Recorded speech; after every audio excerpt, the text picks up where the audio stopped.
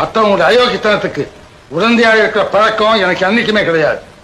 அதனால்தான் ஏழைங்க என்ன நம்புறாங்க, எளியவங்க என்ன நம்புறாங்க, நாட்டில் உள்ள நல்லவங்க எல்லாம் என்ன நம்புறாங்க. ஒரு தவறு செய்தால் அதை தெரிந்து செய்தால் அவன் தேவன் என்றாலும் விடமாட்டேன்.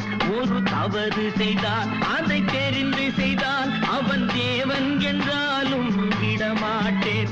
உடல் உழைக்க சொல்வேன், அதில் பிழைக்க சொல்வேன், அவர் உரிமை பொருள்களை தொடமாட்டேன். நான் ஆணையிட்டால் அது நடந்து விட்டால் இங்கு ஏழைகள் வேதனை படமாட்டார்.